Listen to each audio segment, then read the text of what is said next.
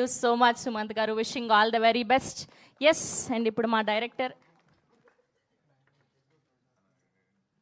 Okay, so ఇప్పుడు మా presenter and మా డైరెక్టర్ అండ్ ఇవాల్టికి అర్జున్ రెడ్డి రిలీజ్ అయి 9 సంవత్సరాలు పూర్తి చేసుకుంది.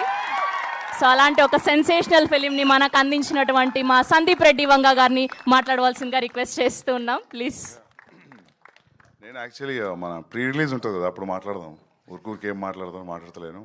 కానీ నేను సినిమా చూసిన అంటే నాకేమనిపించింది అంటే ఈ ఫిలింలో ఆ క్యారెక్టర్ ఎట్లయితే చేసిండో అంత ఇన్నోసెంట్గా అది కష్టం అనిపిస్తుంది నాకు అట్లా యాక్టింగ్ చేయడం.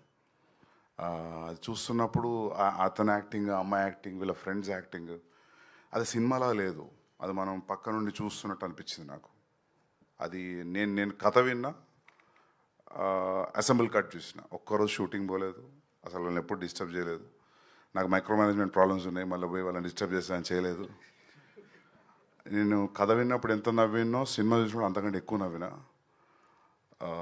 సూపర్ హిలేరియస్ రైడ్, అదైతే చెప్పగలుగుతా. ఇంకొంచెం ముందుకు ఎంత కొంచెం మాట్లాడదాం.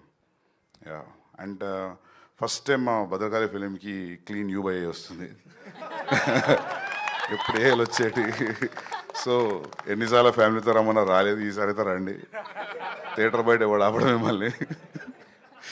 సో యా, మ్యూజిక్ బాగుంది అండ్ టైం అసలు తెలియట్లేదు.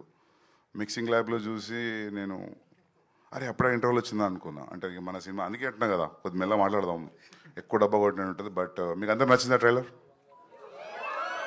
ట్రైలర్ ఎట్లతో సినిమా అట్లే ఉంటుంది త్రూ అవుట్.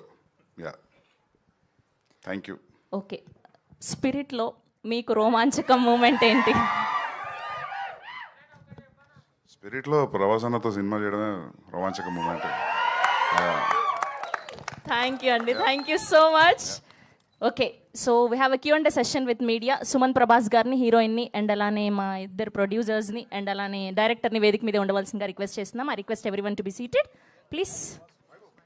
అండ్ అలానే వైభవ్ వాసుకి గారిని కూడా వేదిక